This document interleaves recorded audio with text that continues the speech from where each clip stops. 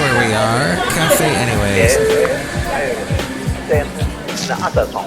Mike's Daily Podcast. Somewhere in Podcastro Valley 10 and the show called Mike's Daily Podcast. Welcome to episode 2590. It's been lots of shows, and if you like Pliny the Elder, that is a beer. It was National Beer Day a couple days ago, and if I'm not clear, I guess I'm not speaking clearly if I'm not clear. Mike's Daily Podcast. But that's all right, because I did not have any beer on National Beer Day, and I think Mike's maybe Daily that's why Podcast. I don't have any issues right now with my stomach or anything. Because when I do, it doesn't sit very well sometimes. I know it's delicious, or to some people it is, but yes, it's just it's a hit and miss thing with me. But you know, beer's gonna be around long after we're all gone. It's a thing that I believe it had something to do with bread at some point. And bread is going to be around forever. And bread has all of these definitely biblical references, especially we're talking this time of year. Take this bread, it's my body, that whole thing. Yes. So it's very important, bread, in many cultures, in many societies. And heck, you can't make a sandwich without bread. Oh, but Mike, I use lettuce, and that's how I know. What? No, really, that's you're making a salad. You're not making a sandwich. But good for you. You want to eat bread that's got the grains and all of that. Don't go for just this purely processed stuff. But if that's what you like, well, this is what doctors tell me all the time. You want to get the stuff with all the grains, the whole grains and whatnot. And here's today's podcast picture. Here at Cafe Anyway, we got lots of bread. And the podcast picture is of bread. No, it's not. It's not of the band Bread either. Because they had that wonderful song, That's How Much I Feel For You, Baby. No, wait, that's not them, is it? That's how much, that's how... Oh, the late great Basil the Boxer. David Gates, that's right. He was in that band. He's gone now. The late great David Gates. He sang in that song. He also put out a couple country albums as well.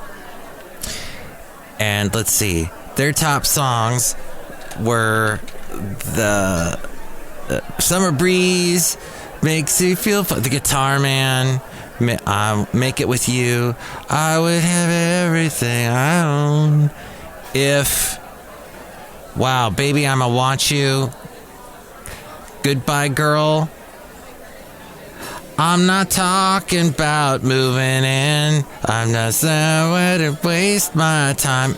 Wait, that might not be them either. Okay, what song was I singing?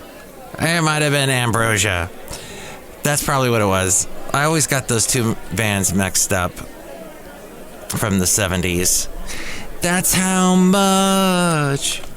Yes, I think that's how much I feel, right. You're the biggest part of me. And you're the only woman. You're the one I always dreamed of. I known it from the start. You took my... That's the last I've seen of my heart. Thank you for indulging me here in Mike's Daily Podcast, where we sing songs. In fact, later on, we're going to have the wonderful segment called the Mike Matthews New Tunes Feud, where we're going to hear some new songs, 5 new songs, well, tiny little clips. I'm going to play as much as I can before YouTube dings me. So, that is coming up. But you might be saying, Mike, I got laid off. I'm not happy. Uh-oh. Well, layoffs are nearly 5-fold so far. Yes, 5 times as many layoffs as last year. And, of course, tech companies leading the way. Did it all start off with Facebook?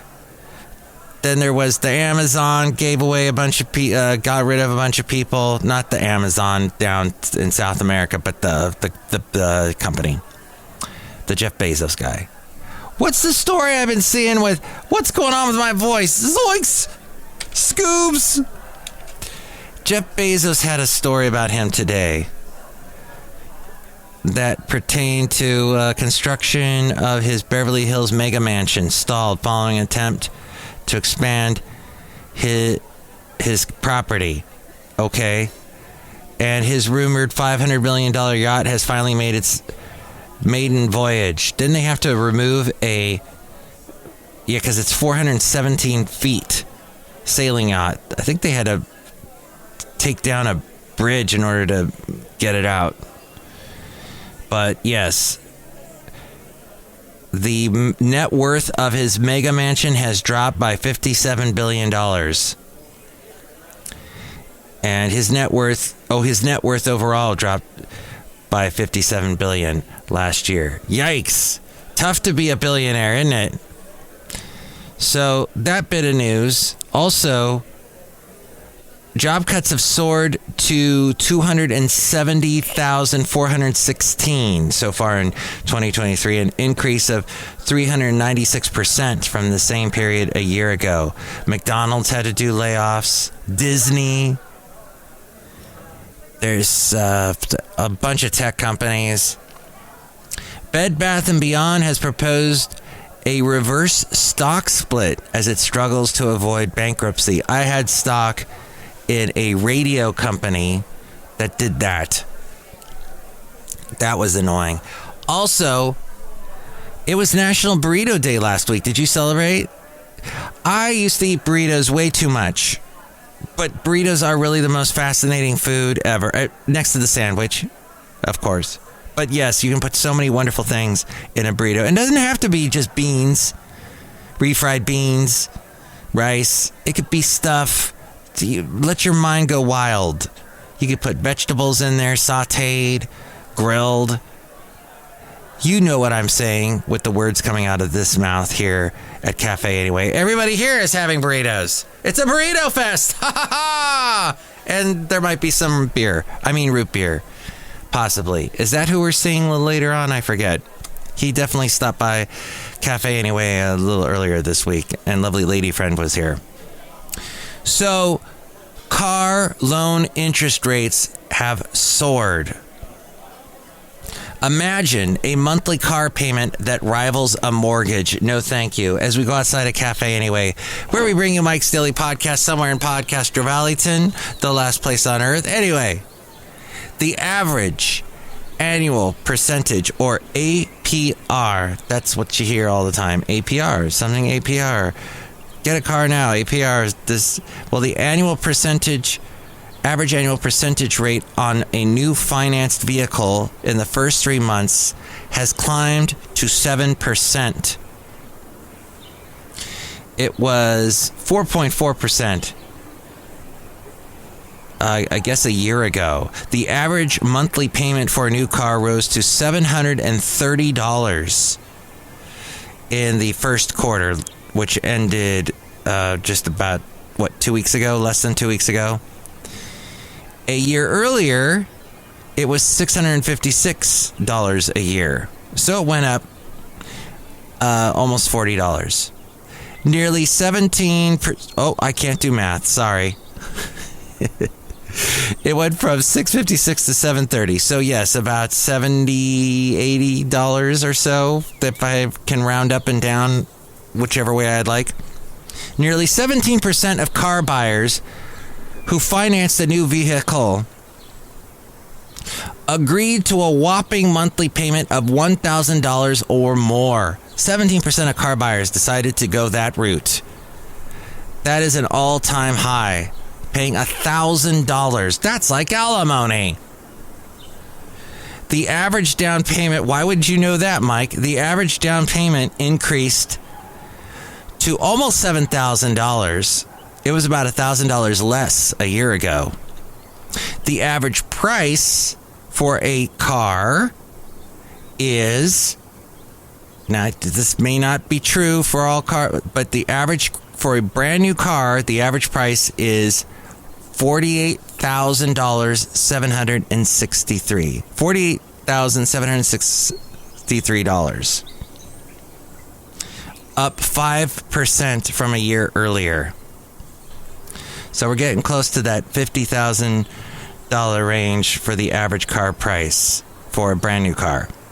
36% of auto loans taken were for a 72-month term. 6 years, roughly. And for 6 years, they have to pay a monthly payment of $730. That is what's going on in the car world. It always fascinates me. Because, wasn't it a year ago there was a car shortage? And I don't know if anything's improved. People couldn't buy used cars. There wasn't enough used cars. Flowers are starting to bloom in the springtime. Wedding season is soon going to be near us. Cover bands are getting booked. The 2022 national average cost for a wedding was $30,000. That was in 2022. The average cost, $30,000. 27% of Americans will go to a wedding in 2023. The average U.S. wedding guest will spend $611. So if you're invited to a wedding, you are required to spend about $611. Yes, this is compiled by Rob Black. He does a money podcast called Rob Black and Your Money. I produce it, and there is an interesting fact he came up with. He found out. He did research on and found. The average wedding guest will spend $611. The Generation Z expects to spend $1,191 to $1,200. What? And that is wow. Okay. I guess they're spending, and younger people generally get more frequent invites. So, I see. They're spending for multiple weddings. The total includes the gift, getting to the event. I see. It's not all in the gift. And the accompanying clothing, hair, and makeup services. Like maybe you're going to buy a new suit or a new dress, or you want your hair done perfectly, or that makeup. It all costs. 60% of wedding attendees have financial concerns about watching their friends tie the knot. 18% say they will go into credit card debt in order to be able to attend. Wow. All for love. All to be married. And people are spending that much. That makes me fascinated, because it makes me interested. It makes me a little sad, because I know a lot of marriages will end in divorce, and all that money is just being spent on a really expensive party. That will be memories that people will never forget. I still remember, there's a guy I know named Colin, and I have not talked to him in years, but I went to his wedding back when I was talking to him, and we were still keeping in touch. He invited me to his wedding. His wedding was in Washington, D.C. I flew out there. I had a fantastic time with my then wife. We made a week of it. After the wedding, she and I stayed in Washington, D.C. near the White House. Had a wonderful time. Visited the Smithsonian, a couple Smithsonians, and went into the Library of Congress. Oh, it was a wonderful trip. But it's like it was expensive. It was because I spent well over $611, the average now. So here are some things you can do. You can send your regrets gracefully.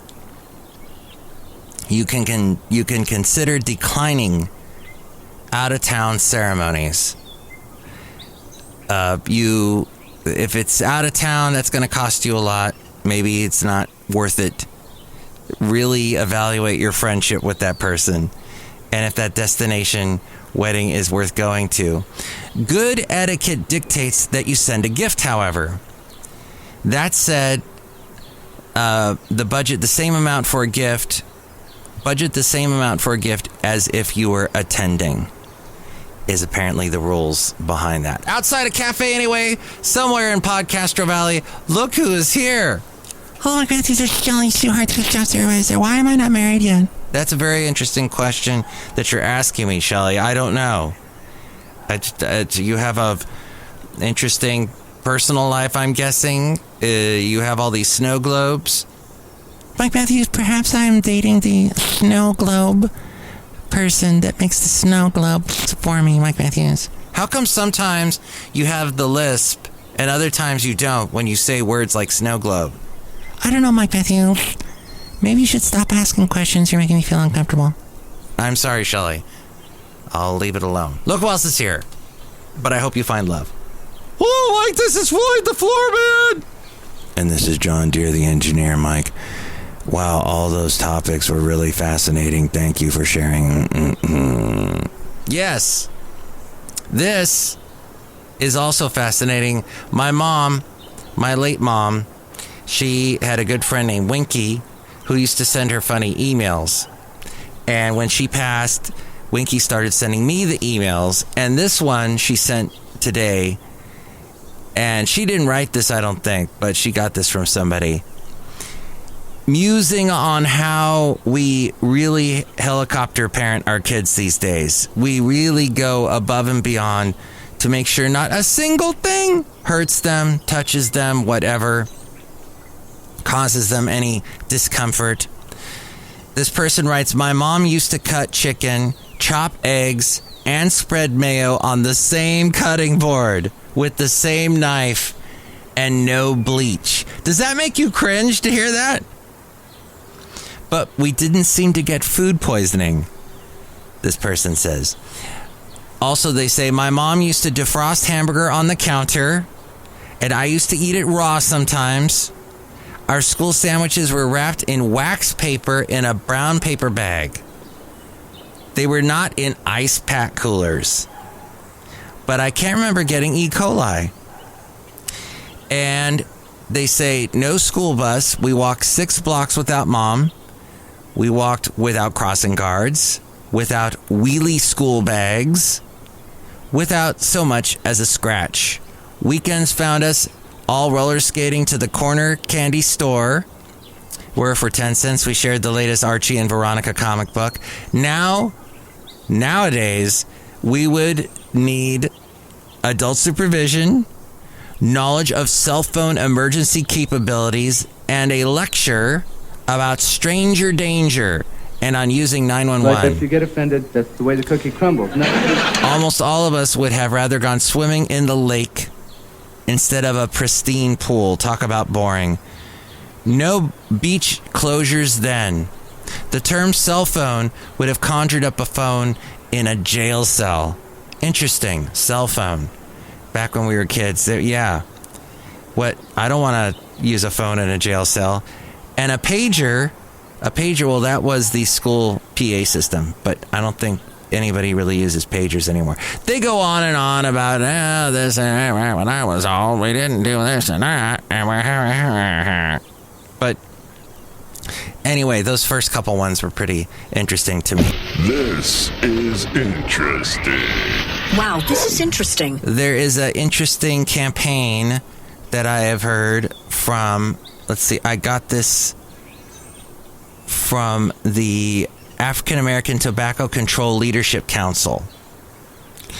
As the country marks National Minority Health Month in the month of April, health advocates are urging the U.S. Food and Drug Administration, the FDA, to take historic action to protect the health of Black Americans and other vulnerable populations by finalizing a proposed ban on menthol cigarettes and flavored cigars. For decades, the tobacco industry has targeted black Americans, other minority groups, and kids with marketing for these deadly and addictive products.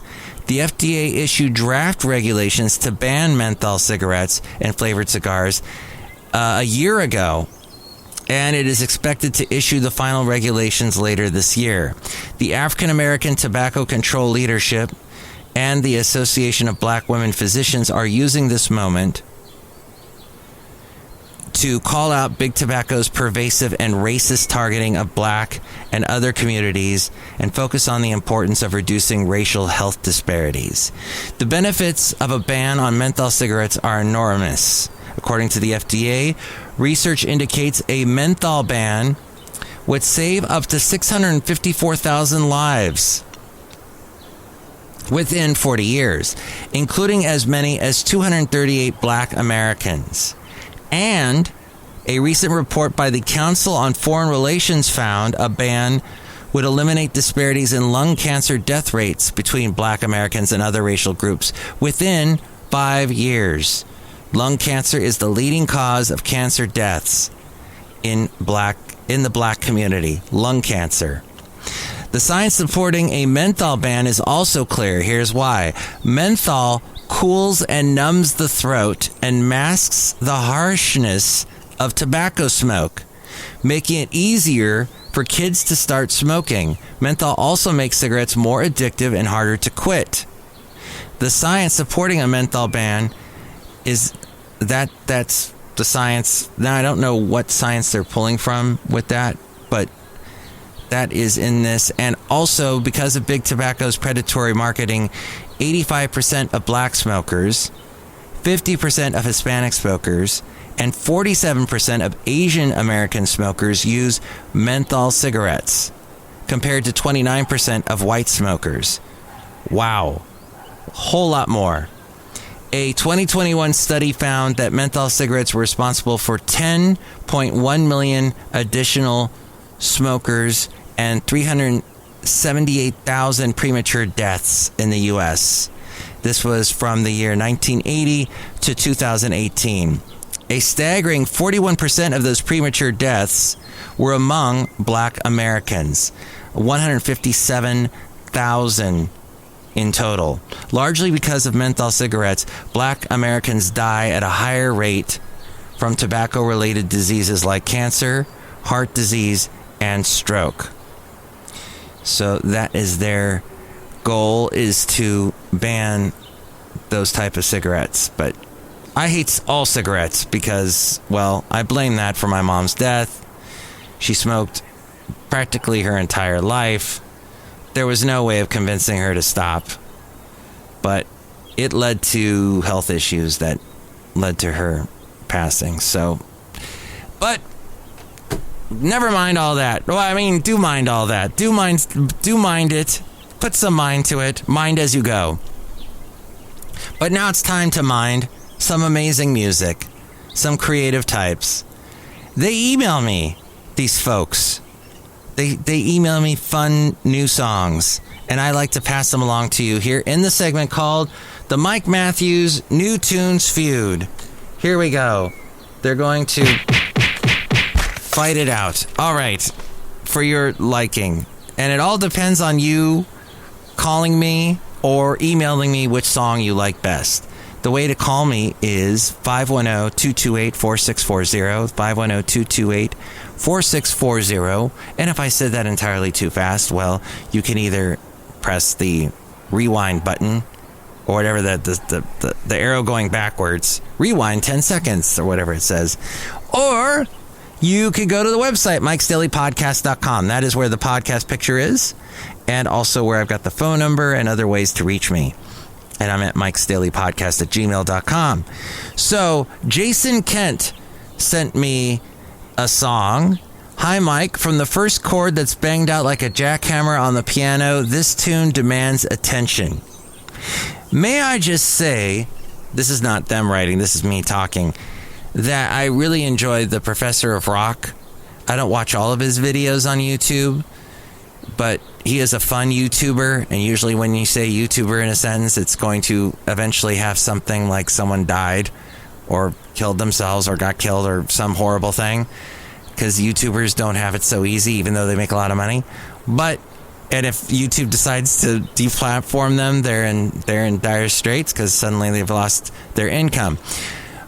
They get fired, basically, by YouTube. But this particular YouTuber I like, and he was talking about how in the 80s, songs like Take On Me by a-ha were done in such a way that you don't hear today, even though you could say that the Weeknd with his song Blinded by the Light, it's called Lights, isn't it? I should know this one. Well, we'll just go with it. It has something to do with lights. Anyway, Cafe Anyway, that song has a long intro, and a-ha's Take On Me has a long intro, and like there are parts to the intro, it's about 30 seconds worth, where it's building and there's little nuances and little instrumentation that happens here, there, and it builds. And a lot of songs today that come out have no intro whatsoever. They don't want to build anything. It's just like, let's get to the meat. Let's get to this, to the lyrics right away. But it takes about 30 seconds until you hear the lead singer of a-ha saying the talking away part. And it builds.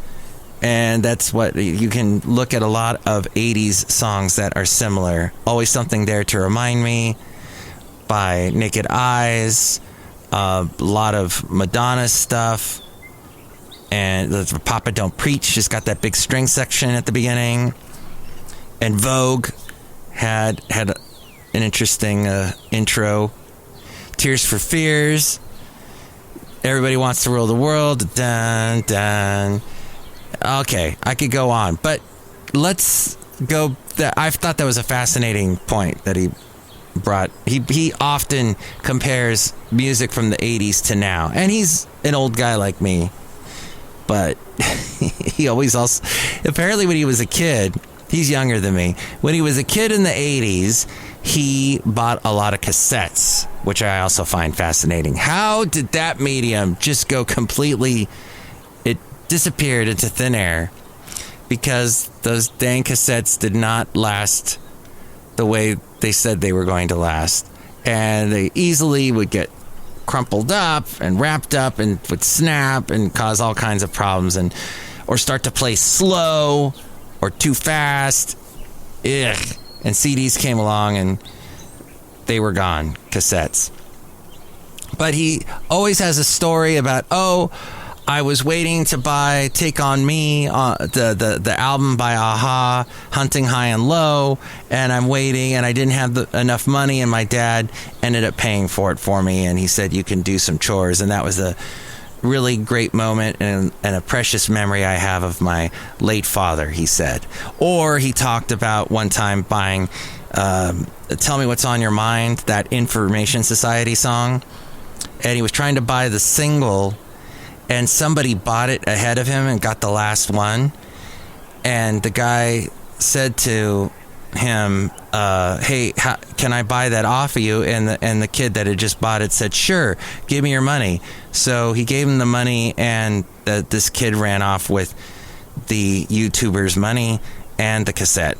So he was like without money and without the cassette, and his dad said, I'll pay for it. I'll pay for one for you, and you just do some chores for me.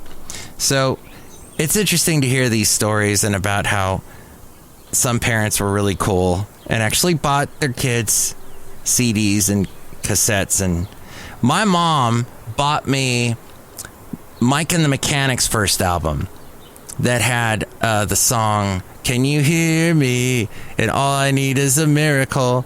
And Taken In. She bought that for me.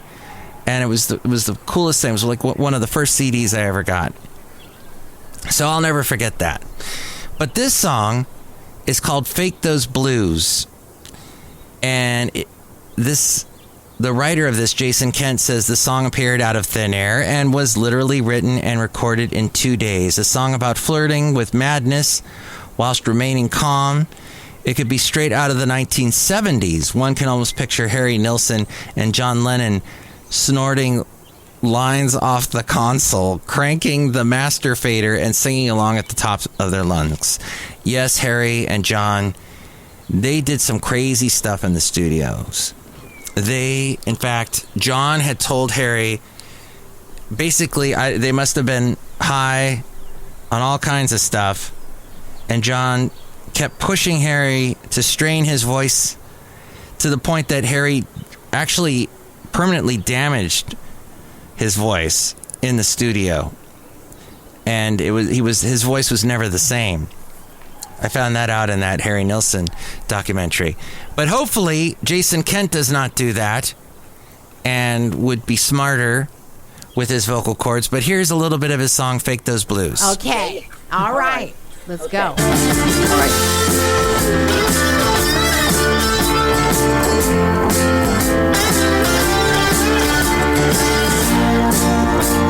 Wow, I could totally hear Harry Nilsson in that bit and Beatles.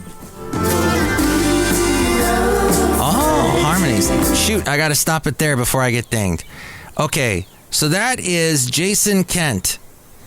Now, another singer that has emailed me is someone named Graham Johnson. The new quirky...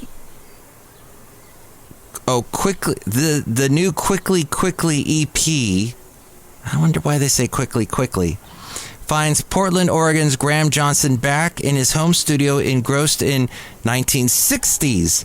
So we had 70s influence in the song before. This is 60s psychedelic soul music. Imagining some bygone era where it was all about the drum sounds and tape decay. He calls it easy listening. The songs are short and inviting, modest yet loaded with ideas. Okay, and this particular song is called, it is called Quickly. Or is that the name of the band? This is all very confusing. Okay, it is. The band is called Quickly. And this is a little bit of a song called Satellite. All of my belongings. Oh, satellite.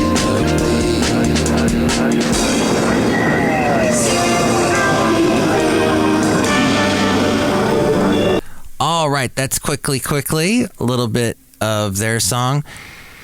This other one here is called Mr. Rabbit. Song number 3.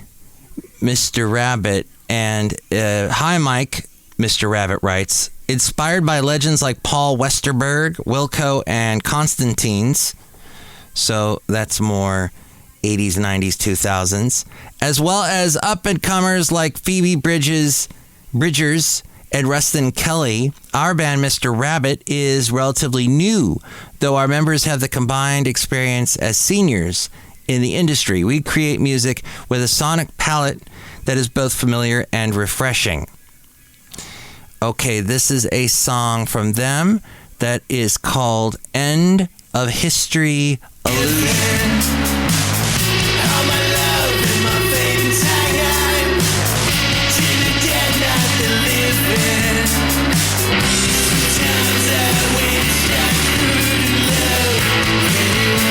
End of History Illusion, Mr. Rabbit.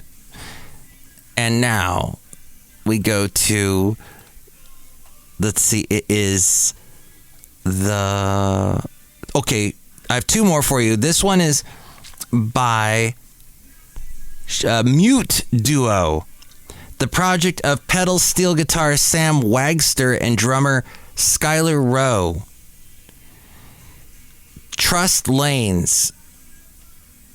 Their third album, Migrant Flocks, April 15th. April 14th is when this comes out. Wagster shared the following track statement. This came out of an organ drum machine loop that I made to play over live in the studio version. We processed all the sequenced elements through effects and through reamping, giving them a more saturated, heavier tone. Okay. All right, well, that was not really written in a very easy way to read it. But here you go. Trust Lanes is the name of this song from Mute Duo.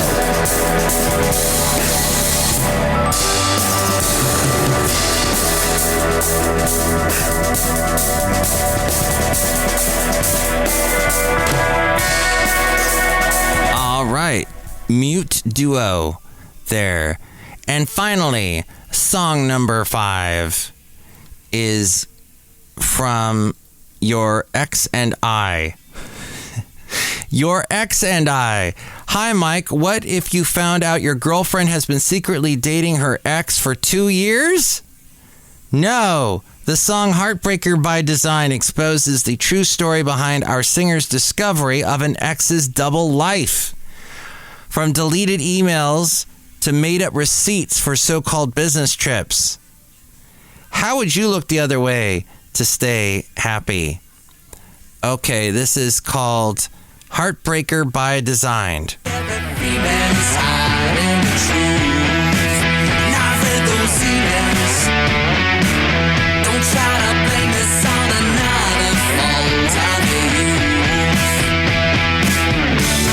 Uh-oh, there's a bad word coming up. Okay, that's Your Ex and I. Well, which song did you like best? Let me know. I'm not going to tell you all of them. All right, I will tell you all of them really quick. Jason Kent, Quickly, Mr. Rabbit, Mute Duo, or Your Ex and I. Let me know which song you like best. Please don't hold back. Just let me know. It's so easy to do. You can either email me, MikesDailyPodcast@gmail.com, or call 510-228-4640 and leave a message on the Cafe Anyway line. 510-228-4640. And with more ways to reach me, it's A-Frame. Mike's Daily Podcast is written and produced and performed by Mike Matthews. His podcast is super easy to find. Download or listen to his show and read his blog at MikesDailyPodcast.com. Email Mike now at MikesDailyPodcast@gmail.com. See you tomorrow. Bye.